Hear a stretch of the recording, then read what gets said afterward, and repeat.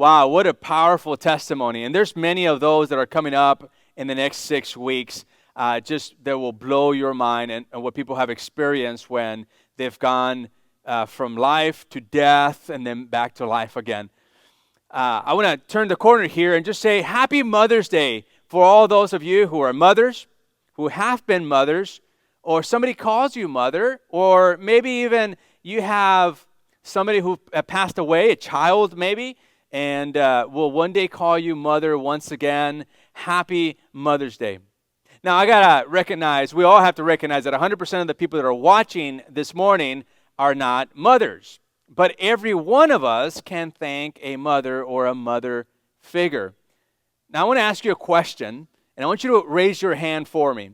If some mother went through labor for you, I want you to either raise your hand or stand up or do something, right, to acknowledge that that's the reality. You see, it's 100%. All of us have had a mother gone through labor so that we can be delivered, so we can come into this world.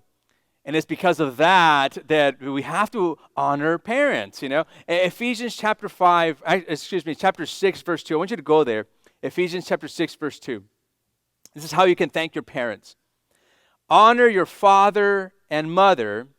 This is the first of 10 commandments that ends with a promise. So he's saying, this one command has a promise attached to it, a guarantee, and God is a promise keeper. So what is this promise he's going to give? And this is the promise. If you honor your father and mother, you will. There's a certainty, there's a promise, there's a guarantee. You will live a long life full of blessing. And so Paul brings up this passage that is connected back to the Old Testament. He says, hey, listen, if you honor your father and mother, there's a promise, and this promise is this: you're going to live a long life. As a general principle, you're going to live a long life with full of blessing. Man, who doesn't want to live a long life full of blessing? And yet there's this connection between honor father and mother and a life full of blessing.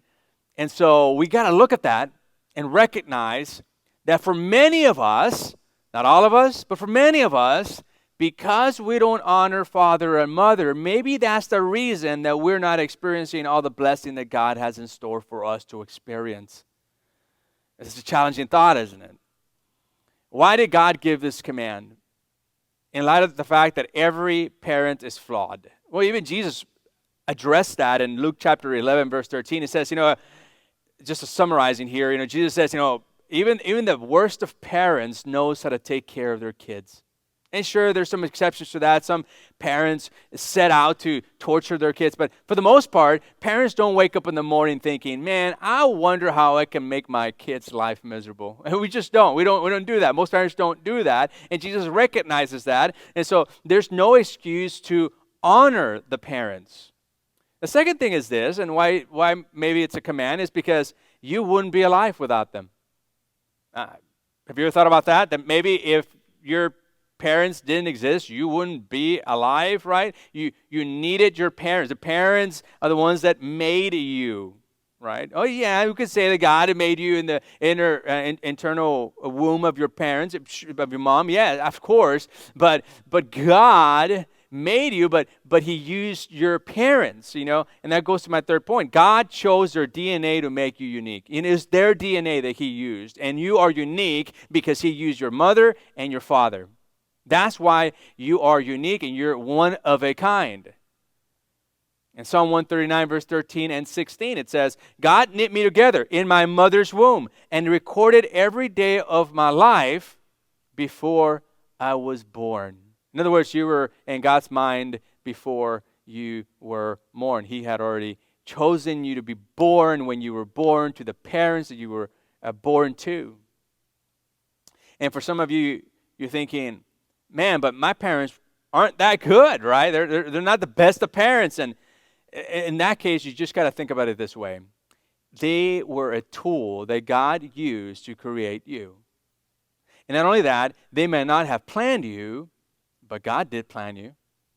God had a plan for you, and he planned to create you. God's more interested in having created you than He's interested in the parenting skills that were used on you. But this morning I want to talk about how do we honor our parents? How do we begin that process? And I want to take it into three different parts. I want to address first children, and then young adults, and then adults, because I think depending on what stage in life you are in would depend how you honor your father and mother. And this to me, let me talk to children first. So their children, as you're gathered there with your parents, I just want to speak to you right now. Child, honor your parents. Honor your parents. How do you do that?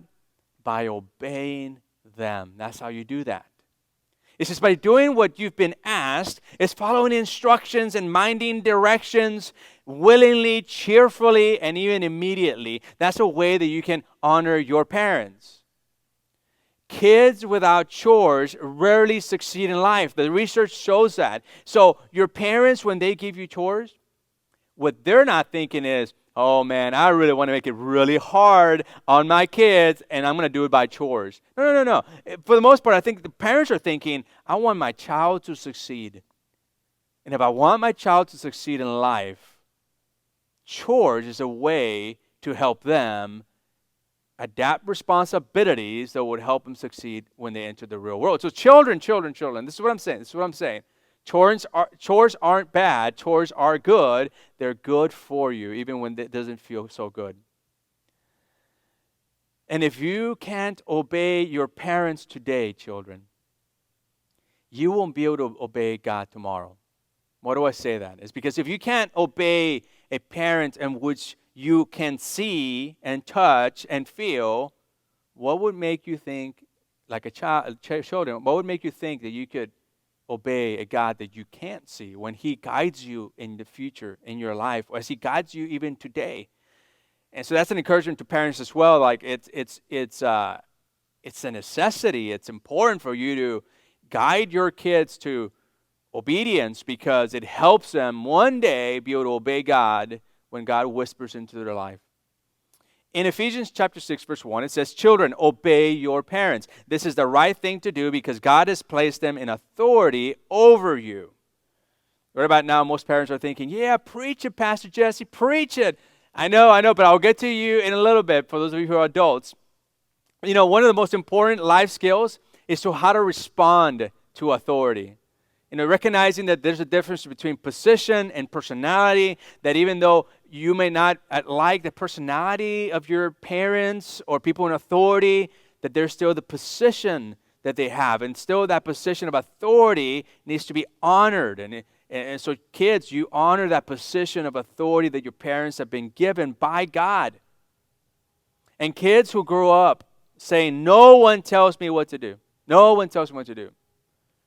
Won't be able to keep a job in the future. Won't be able to keep a job in the future. It's imperative that the attitude of a child is one of sincere obedience towards their parents and not rebelliousness towards parents. God has ordained three spheres of authority. The home, the parents, right? The church leaders, the elders or the deacons, and also governing authorities. And so those are three areas that when we obey and follow their leadership, we have peace. We have peace at home, we have peace at church, and we have peace with our government as well. Now let me talk to a young adult. So you're a student, maybe a teenager, maybe a freshman or sophomore in college. You're in college right now. This is my word to you.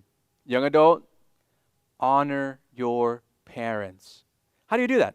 By respecting them, In Leviticus chapter 19, verse 3, it says this, each of you must respect his mother and father. So it's this command to respect mother and father. In Hebrews 12, verse 9, in the Message Bible, it says, we respect our own parents for training and not spoiling us. Isn't that interesting? That we respect them not because they spoiled us, but because they trained us. And respect doesn't mean you don't see their weaknesses. As a matter of fact, you don't have to have perfect parents to be able to respect them. You see, as you get older, teenagers and young adults, when you get older, students, when you get older, you start seeing your parents' flaws. They become more and more obvious to you. But just because you see their flaws bigger than you ever seen them before, it does not mean that you don't respect your parents. You still respect. And respect includes accepting your parents. And you may be thinking, I didn't have a choice, Jesse. These parents were given to me by God. Well, guess what? Neither did they have a choice when God gave you to them. So you got to respect them, Respect also includes forgiveness. And this is why forgiving is important. It's because you will need it one day. Students, one day you're going to need forgiveness from your own children. Young adults, one day you're going to need forgiveness when you marry and have children from your own children.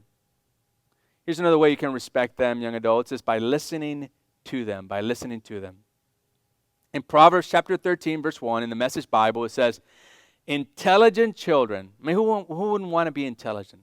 Intelligent children listen to their parents. Foolish children do their own thing. As an adult, for those of you who are now young adults, you aren't bound to follow their advice, but you are bound to listen respectfully. Now, I'm not talking about students like tweens and teens now. I'm talking about the young adults in college and beyond. I'm saying, you may not be bound to, you have to do what they say, but you are bound to actually listen respectfully to their advice. Even, I've seen this to be the case now that I've been here for over 14 years here in our city as a lead pastor. I've seen parents that don't have their act together. They don't have it together. You look at them, their life story, you're like, man, they don't have it together. Oftentimes, just because a person is disastrous at home doesn't mean they can't offer a good grip of what's best for their kids. You might be thinking, why is that? Well, it's because they have experience. Now, that's not always the case. Some people, they don't have their life together, but their advice is just no good at all. But I've seen that the opposite is what's true, is that although parents may not have their life together, they don't want their kids to follow in the same trend. So they give some really, really good advice. So you got to listen to that advice. In Proverbs 23:22, it says, listen to your father's advice and don't despise your mother's experience. I want you to write this down somewhere there where you're at, if you have a pen and paper, and write this down. God gave me my parents for a purpose.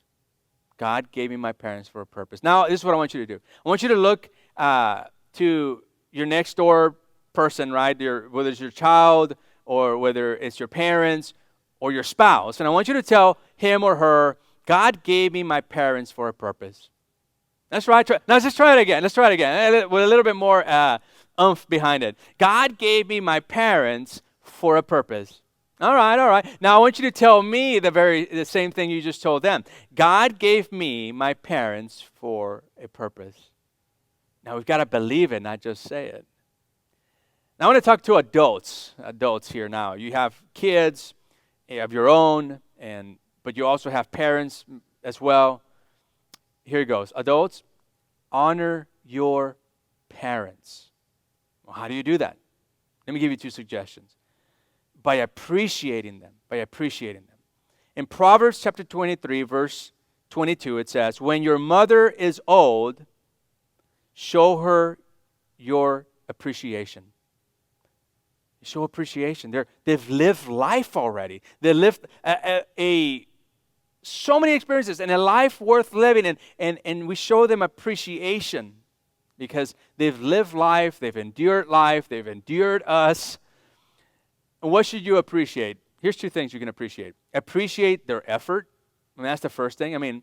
If we're honest with one another, I know for me, I realize that parenting is difficult, it's time-consuming, it's demanding, and if I'm honest to myself, I wasn't a really good kid. I was a good kid, but man, I was always curious. I was always getting into trouble. Not outside the house, but I was always getting into some type of trouble with my parents, and I was a handful. And now I realize that, and I thank my parents for them enduring me when I was a handful. When was the last time you thanked your parents for putting up with you? who else would have if not your parents, right? It's another way you can appreciate their sacrifice. Parenting is expensive. It's very, very expensive. The average parent, apparently, from what the research shows, spends $250,000 over the span of 0 to 18. Now, I don't think that relates to here our city, but for the most part, in the bigger cities, that is the case, and that's a lot of money. I have 4 kids. That's $1 million. What could I have done with $1 million? Where could I have gone? What kind of experiences could I have put into my bucket list? And we got to appreciate the sacrifices that our parents have made. In some cases, our parents sacrificed a career. They sacrificed a dream. They sacrificed where they would live for the sake of their kids. See, they sacrifice, and because of that, we appreciate their sacrifices. We let that be known to them, that the sacrifices they had, whether it was opportunities they had or financial sacrifices that they did because of us, whether it was just paying through college, or that was paying through our, when we were growing up, dentist or whatever it may be, the clothing and all that. There were sacrifices, and we in return now as adults come back to our parents and we say, thank you for doing that. Thank you for sacrificing a lot. In Proverbs 23:25, it says, give your parents joy. May she who gave you birth be happy. Man, may my mom be happy. May she have joy. See, your parents have a great need to know that they made a difference in your life, that they made an impact. They need affirmation as well. You affirm your parents by just staying in touch when you're an adult. It's by picking up that phone, sending that text, which I'm the worst at, by the way. I'm not an exemplary model of this, but it's contacting your parents and just giving them the details of the day or the details of the week or the details of the month and be able to connect with them at that kind of place, right? Because they feel like they're still in your life. It's by providing for them in some cases. You see, as your parents age, your role changes too, right? You start taking care of them. And many of you have already moved into this stage because people are living longer. And so we're seeing this intergenerational experience that we're having now where you may have children who are adults, you're an adult, and you have your parents as well. And what about older women that don't have somebody to take care of them? 1 Timothy chapter 5, verse 24, Paul just puts it very plainly. He says, in your church, treat the older women as you would your own mother, and treat the younger women as your own sister. The church should care for any widow who has no one else to care for her. But if she has children or grandchildren, their first responsibility is to show godliness at home and repay their parents by taking care of them. This is something that pleases God, and yet this is something that we don't see in our culture that often because our culture is very kind of broken apart. It's not very connected in terms of family. Even on the cross, while Jesus was dying for the world, Jesus didn't forget to provide for his aged mother. He didn't. As a matter of fact, he saw his best friend John as he was hanging on the cross, and he asked John to take care of his mother. That's the example that we have, folks. It's the example of Jesus. He whom we follow. We're disciples of Jesus. We're Christ followers. And so we ought to follow the example of Jesus himself as he, in his tenderness, took care of his mom. In 1 Timothy 5:8, it says, if anyone doesn't take care of his own family, especially his immediate family, he has denied the Christian faith and is worse than an unbeliever. Man, that is one of those passages that just hits you. Now, to honor means to understand their significance. How will you honor your parents this week? How are you going to honor them this week? Here at the church, I want to just say that we want to honor our mothers to be. If you've been called a mother, if you have a child in heaven, maybe passed away before the child could be delivered, You have a child in heaven as well. You're going to be called mother one day. If you're in one of those categories, maybe you're an adopted mother, we want you to come over here to the facility. At noon, from noon till 1, we're going to have our elders being outside giving carnations to our mothers, to our Basine moms. So go ahead and drive over here at noon. We're going to be out here. We're going to have our gloves so that we can be safe, and maybe we'll put our masks as well so you can feel comforted as well. And so we're going to have elders giving out a carnation, giving a blessing to you. And so we'll have a car come in, we'll give a carnation, pray real quick, and next car, and we just do it that way, right? And we'll have some cones and stuff like that to kind of mark the traffic and how people come in. And I assume it's going to take a couple of seconds of just giving a carnation, blessing you for being a mom, and sending you on your way to enjoy the rest of the day. So don't forget, today at noon until 1, we'll be out here. Come see us. I love to see your face. I love to see you guys and just celebrate with you this beautiful day. You guys have a blessed day, and happy Mother's Day again. For the moms who raised us up, gave us hope, and made us strong. For the young moms who became moms sooner than expected and gave it all they had. For the single moms who had to figure out how to do this on their own. For those who never got called mom, but who cared for us all like a mom would. For the hurting moms who've loved and lost but never given up. For the praying moms who don't always know what to do, but always know who to talk to. For the working moms, stay-home moms, the cooking moms, and the takeout moms. For taking care of us when you barely had enough time to take care of yourself. For teaching us how to walk and how to make a difference. For the late night snuggles and the early morning pancakes. For sitting with us after our first breakup. For lifting us up when others put us down. For the rides, the meals, the laundry, and the birthday parties. For the years, tears, laughter, and love. It's not enough, but we want to say thank you. Thank you for doing for us what we could never do for ourselves. We love you. We honor you. We remember you. We thank you.